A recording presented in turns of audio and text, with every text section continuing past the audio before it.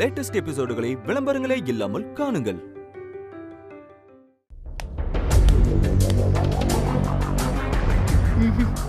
இதுக்கு மேலேயும் இந்த மேட்ரஸ் ஸ்மூத்தா ஹேண்டில் பண்ண கூடாது.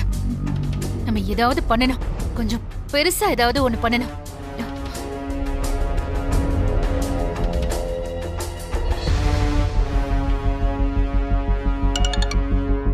சொல்லுக்கா. அர்ஜுன், எல்லாம் போச்சுடா. நம்ம மோசம் போயிட்டோம்.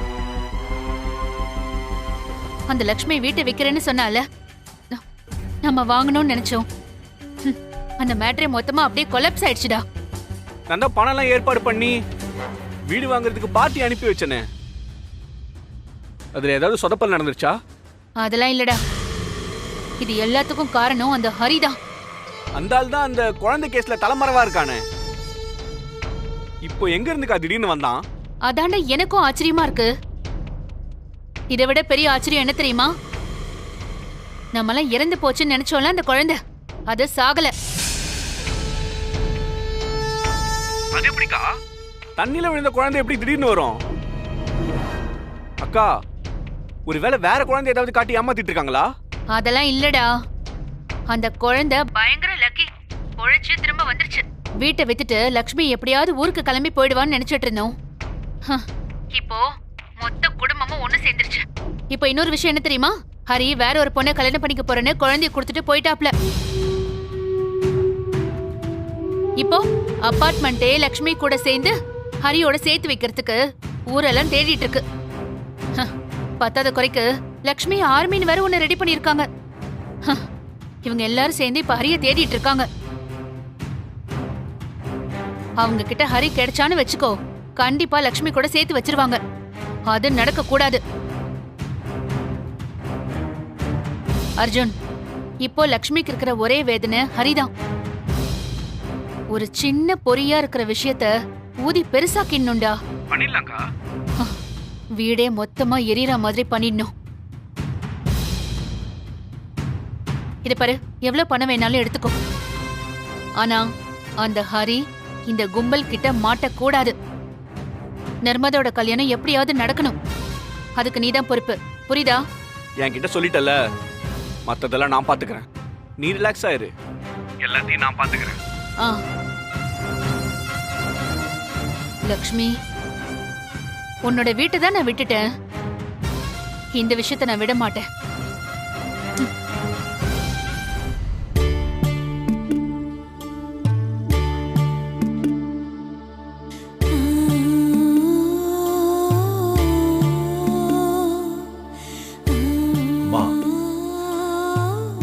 நாம ஒண்ணு நினைச்சா தெய்வம் ஒண்ணு நினைக்குதுன்னு வாங்க.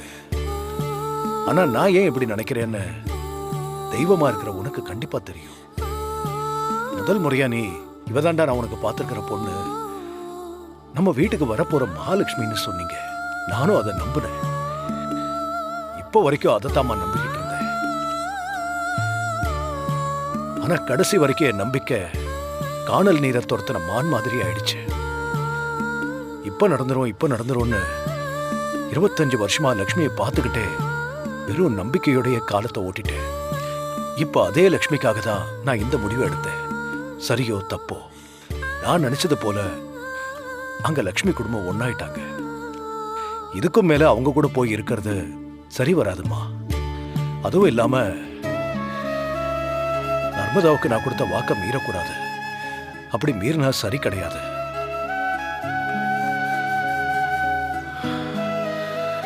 கண்டிப்பா நான் செய்யற இந்த காரியத்தை நீ மன்னிக்க மாட்டேன்னு தெரியும். ஆனா நான் மனசறிஞ்சு எந்த தப்பு செய்யலன்னு உனக்கு மட்டும்தாமா தெரியும். என்ன மன்னிச்சிருமா. நதி போற பக்கம் மிதக்கிற காஞ்ச சருகாயிடுச்சுமா என் வாழ்க்கை. இந்த வாழ்க்கையில நான் சந்தோஷமா இருப்பேன் நானு கேட்டீங்கன்னா சந்தேகம்தான். ஆனா எது நடந்தாலும் அதை ஏத்துக்கிற மனப்பக்குவத்தோட இப்ப இருக்க. நீ என் கூடவே இருமா.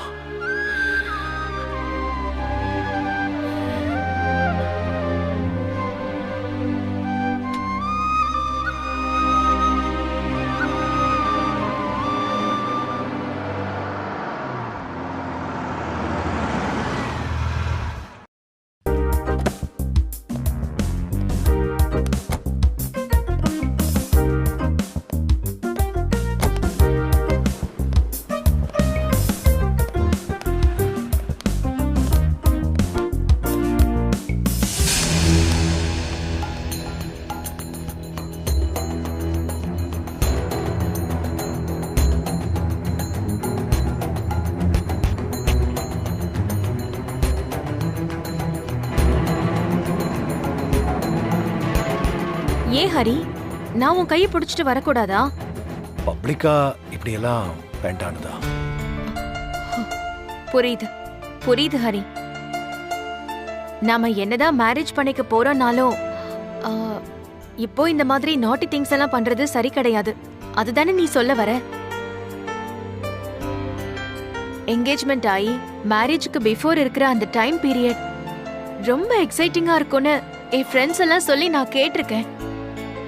பட் நான் அதை எக்ஸ்பீரியன்ஸ் பண்ணி பார்க்கும்போது வேற லெவலா இருக்கு. என்ன ஹரி, நான் எவ்வளவு ஃபீல் பண்ணி பேசுறேன், நீ என்னடானா இவ்ளோ மூட் ஆஃப் ஆகி வர? என்ன ஆச்சு உனக்கு? ஏதோ யோசனையில இருந்துட்டேன். வா போலாம். I'm sorry. ஹரி, நாம கல்யாணத்துக்கு ட்ரெஸ் எடுக்க வந்திருக்கோம். கல்யாணம் லைஃப்ல ஒரு டைம் நடக்கிற ஒரு பியூட்டிஃபுல் மொமெண்ட். அதை நோக்கி போற ஒவ்வொரு செகண்டும் ப்ரெஷியஸான டைம். அதெல்லாம் குட் மெமரிஸா நமக்குள்ள இருக்கணும். அதை ஸ்பாயில் பண்ற மாதிரி நடந்துக்காத ப்ளீஸ். தப்பா எடுத்துக்காத நர்மதா, வேற ஒரு டென்ஷன்ல இருந்துட்டேன். ஐயோ ஹரி, நீ ஃபேஸ அப்படியெல்லாம் வச்சுக்காத. எனக்கு ஒரு மாதிரி ஃபீலா இருக்கு. சரி நர்மதா, வா போலாம்.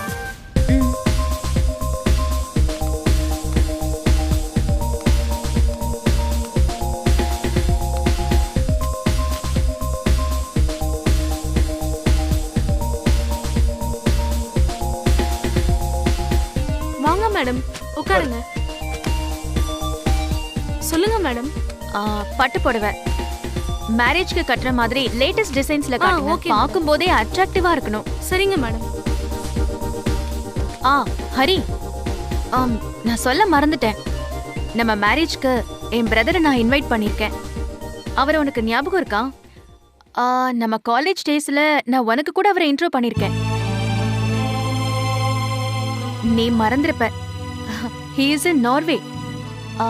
அவரு ஒரு பெரிய television actor. you know that? ரொம்ப பிஸியா நடிச்சுக்கிட்டு இருக்காரு. நான் மேரேஜ்னு சொன்னதும் அவருக்கு ரொம்ப ரொம்ப சந்தோஷம். உடனே வரேன்னு சொல்லிட்டாரு. சோ அதனால நான் ரொம்ப ஹாப்பி. ரொம்ப ரொம்ப ஷார்ட் பீரியட்ல நாம இத அரேஞ்ச் பண்ணதுனால நான் யாரையுமே அதிகமா இன்வைட் பண்ண முடியல. ரொம்ப ரொம்ப க்ளோஸ் ஃப்ரெண்ட்ஸ், ரிலேட்டிவ்ஸ்க்கு கூட சொல்ல முடியல. எல்லாருக்கும் தெரிஞ்சதும் என்கிட்ட ரொம்ப ரொம்ப கோவப்படுவாங்க. இன்னும் கொஞ்சம் ரிச் ஆயிடுங்க. பார்க்கும் போதே அட்ராக்டிவா இருக்கணும்.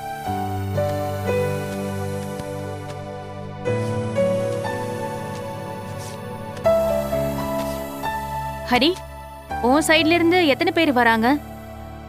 நீ பாட்டுக்கு நிறைய பேரை கூட்டிட்டு வந்தனா முன்னாடியே சொல்லி அவங்களுக்கு ஃபுட் எல்லாம் அரேஞ்ச் பண்ணணும்.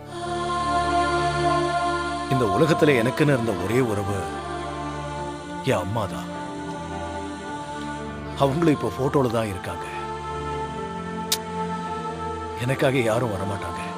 இனிமே தயவு செஞ்சு இந்த மாதிரி சொல்லாத. உனக்குன்னு நான் இருக்கேன். ஹரி, இது எப்படி இருக்கு?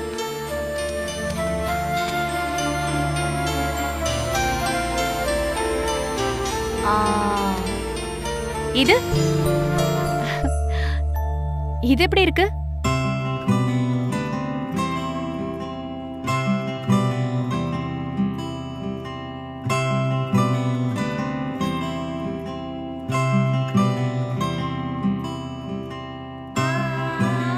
இந்த கலர் உங்களுக்கு பிரமாதமா இருக்கும். இதுல ஜரிகை டிசைன் எல்லாமே நல்லா இருக்கு. நீங்க போட்டுக்கிட்டா இன்னும் நல்லா இருக்கும். எனக்கு பிடிச்சிருக்கு. உங்களுக்கு பிடிச்சிருக்கா?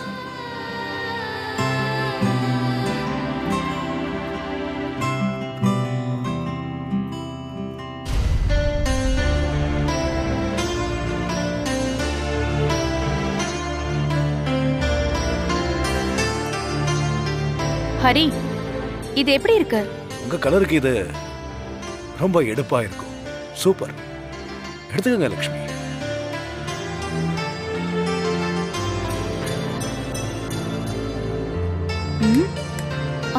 ஹரி, ஹரி,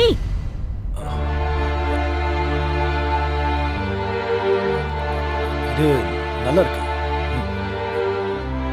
உண்மையாவே இது நல்லா இருக்கா? எனக்கு அழகா இருக்குமா? ஷூரா நர்மதா, சூப்பரா இருக்கு. அப்படின்னா இருங்க, நான் இதை போய் ட்ரை பண்ணி பார்க்கறேன். மேடம், எங்க ட்ரையல் ரூம் எங்க இருக்கு? மேடம் நேரா போய் ரைட் திரும்பினீங்கன்னா 2வது ரூம் மேடம். ஓகே, வந்துடுறேன் ஹரி.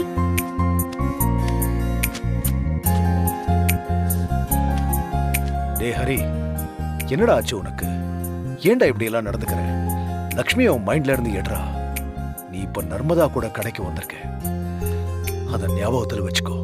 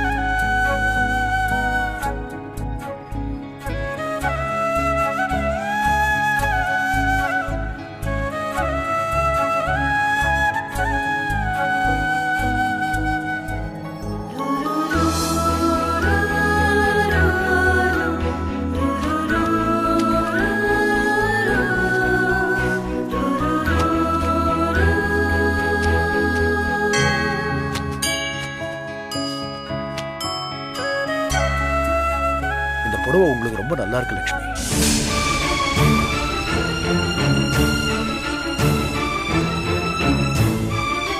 ஹரி, ஹரி.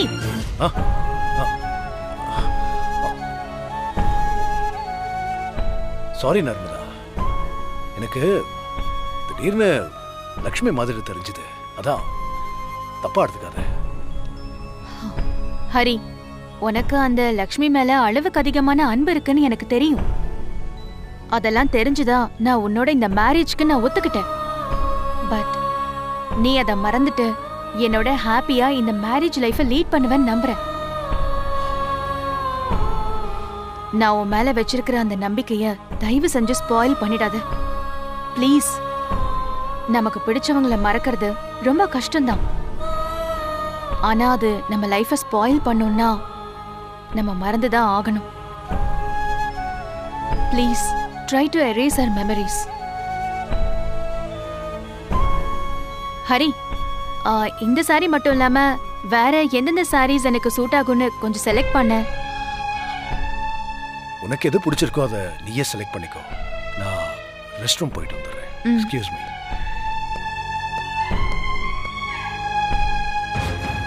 சாரி ஹரி, நான் உன்கிட்ட கொஞ்சம் ஹார்ஷா பேசிட்டேன். எனக்கு வேற வழி தெரியல. உன் மனசுல லக்ஷ்மி இருக்கிற இடத்துக்கு நான் வரணும்னு நினைக்கிறேன். அதுக்கு நீ லக்ஷ்மிய முழுசா மறக்கணும், மறந்தே ஆகணும். ஹரி சார் மாதிரி இருக்கு. ஹரி சாரா?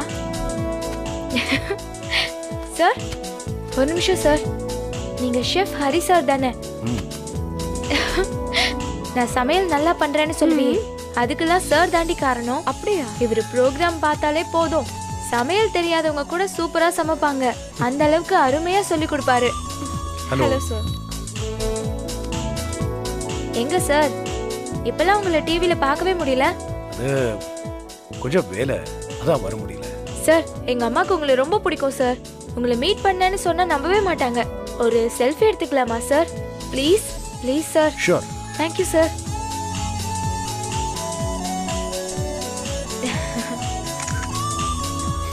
சார் நானும் ஒரு செல்ஃபி. ஓகே.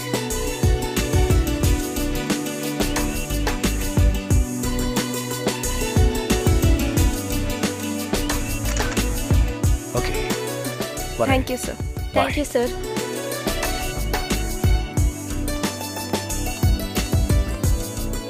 ஏய், உடனே இந்த போட்டோவை போடணும். ஹே, என்னடி ஏதோ இவரு ரொம்ப ஹம்பிளா இருப்பாரு, பந்தா பண்ண மாட்டாருன்னு சொன்ன, ஒரு போட்டோக்கு கூட சிரிக்க மாட்டேங்கிறாரு. அதாண்டி எனக்கும் தெரியல. டிவில பேசும்போது நல்லா தான் பேசுவாரு. இப்ப ஏதோ மூட் அவுட்ல இருக்காரு போல, அதான் இப்படி இருக்காரு.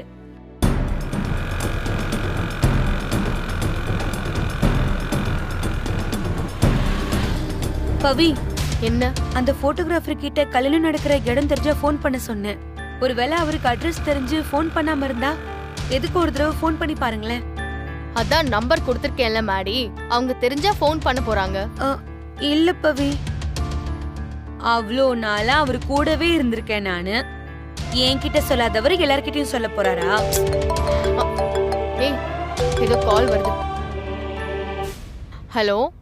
மேடம், நான் அஜிதா பேசுறேன். மேடம், இப்பதான் ஒரு 5 மினிட்ஸ் முன்னாடி ஒரு பொண்ணு ஹரிசர் கூட போட்டோ எடுத்து நெட்ல அப்லோட் பண்ணிருக்காங்க. நான் இப்பதான் அதை ஸ்கிரீன்ஷாட் எடுத்து நம்ம குரூப்ல ஷேர் பண்ணிருக்கேன் மேடம். கொஞ்சம் பாருங்க மேடம். ஓ அப்படியா? நாங்க பைக்ல வந்துட்டு இருந்தோம், அதனாலதான். சரி, ஓகே, நான் பாக்குறேன். தேங்க்யூ. ஏய் மாடி, இந்த லொகேஷன் டி நகர்ல 1 கிலோமீட்டர்ல தான் இருக்கு. நீ சீக்கிரம் போய். இதோ